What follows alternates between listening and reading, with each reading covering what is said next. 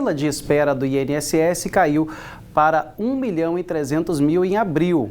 O tempo médio de concessão líquida também diminuiu para 39 dias. Nós vamos falar agora com o repórter Alexandre Paes, que traz mais informações para a gente. Boa tarde, Alexandre. Boa tarde, Renato. Agora a gente volta falando diretamente com os pensionistas e aposentados do INSS e também essas pessoas que pretendem dar entrada em algum dos benefícios que são concedidos pelo INSS. Como você mesmo disse, o tempo de concessão do benefício caiu de 45 para 39 dias, então teve uma redução aí de 6 dias e é justamente sobre isso que a gente vai conversar com o Henrique Dantas, que é advogado previdenciarista e traz todos os detalhes. Henrique, muito boa tarde. A gente começa perguntando: esse tempo caindo é um sinal de quê? Que está tendo um bom serviço e atendimento ágil dessas pessoas que aguardam a concessão de algum benefício do INSS? Boa tarde. Boa tarde, Alexandre, Renato, todos que nos assistem. Sim, é um indicador de eficiência. O governo consegue agora acelerar o tempo médio de análise dos benefícios. Essa fila que há um ano atrás era de 1.800.000 pedidos em análise, o recorde que nós já tivemos hoje cai para 1.300.000. De fato, é um indicador de que os processos estão sendo concluídos e isso se deve, em parte, à digitalização, o uso de cada vez outros sistemas e a contratação de novos servidores para essas análises. A grande questão que fica é: qual é a qualidade dessas análises que estão sendo concluídas? Quando a gente fala concessão, é o quê? É conceder um benefício. Só que cada benefício, é bom explicar para quem está de casa, tem um tempo específico para aguardar. O INSS coloca que é 45 dias, mas isso varia de benefício para benefício? Como que funciona isso?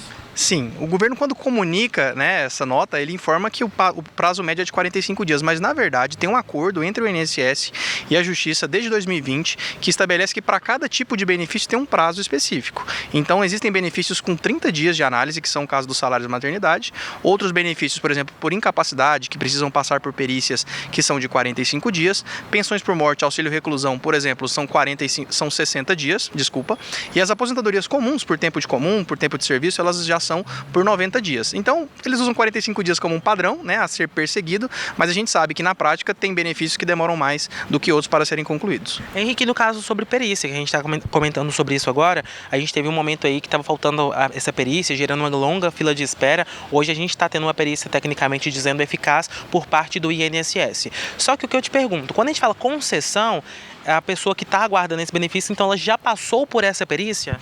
Então, houve uma mudança no procedimento das perícias. Até então, até no ano passado, as perícias eram necessariamente presenciais. Eu tinha que entrar no sistema, agendar uma perícia até uma agência do INSS. Atualmente, o sistema que está em uso é o AtesteMed, que é um sistema que permite que o segurado faça o requerimento por atestado médico, sem a necessidade de agendamento de uma perícia, o que, por certo, acelera muito a conclusão do processo. O médico do INSS, então, faz essa análise documental do seu pedido e já conclui o caso. Isso, sem dúvidas, foi uma técnica que conseguiu, de fato, reduzir bastante esse tempo de espera nos benefícios por incapacidade. Eu vou aproveitar que você está aqui até para tirar uma dúvida quanto a essa questão da digitalização. A gente vive em uma era virtual, tudo tem se digitalizado, até trazendo mais praticidade para quem está entrando com esses processos aí de pedido ou concessão. Só que é bom orientar também que tem muitos golpes na praça, né? Quais são os canais oficiais que as pessoas podem verificar isso, saber sobre a espera ou se já foi concedido ou não um benefício? Excelente pergunta. O INSS não entra em contrato, em regra, para falar sobre o seu pedido que está em análise.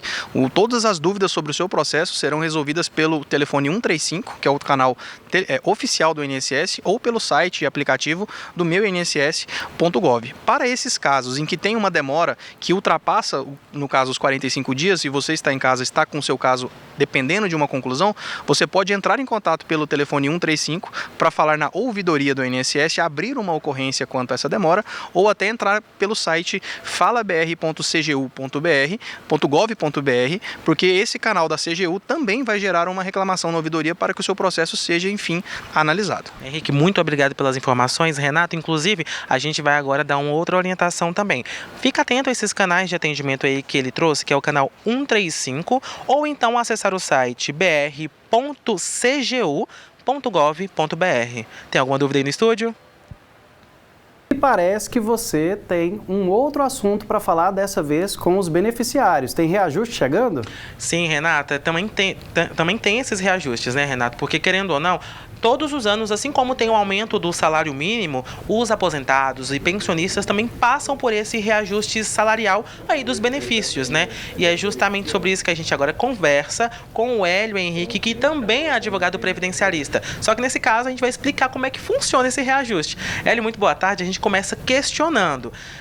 O reajuste, ele segue o padrão do salário mínimo. Só que para pessoas que recebem mais de um salário, como que é feito esse cálculo e como que interfere esse valor proporcional? Boa tarde.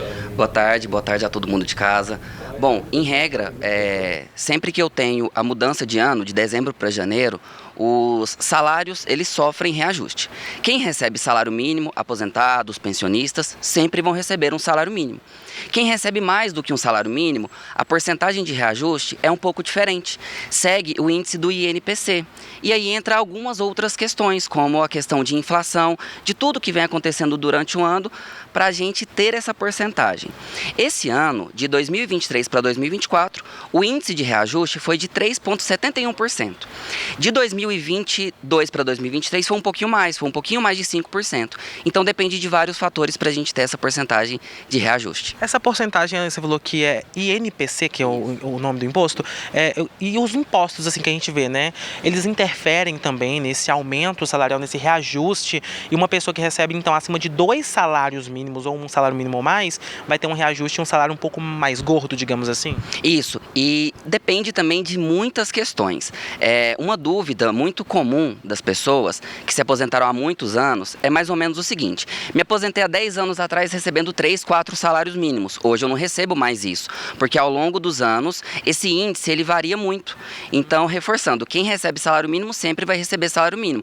Quem recebe hoje 2, 3, 4 salários mínimos vai depender sempre do índice de reajuste. E essa questão da inflação e do INPC, que nós estávamos falando, é exatamente isso. Tudo depende das coisas que acontecem durante o ano, os preços dos impostos, os preços de produtos, de serviços, eles aumentam e aí chega no final do ano, a gente tem esse cálculo aí para ter um novo reajuste todo começo de ano. Acho que é uma dúvida frequente, até porque sempre que a gente faz nossas reportagens, a gente mostra que quem é pensionista aposentado acaba tendo assim um salário mais defasado, na maioria das vezes não acompanha, inclusive, o preço da cesta básica.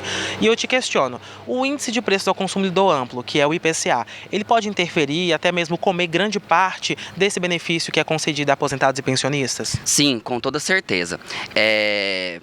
Nos últimos anos, nós tivemos muitas variações. Se eu não me engano, esse foi um dos menores.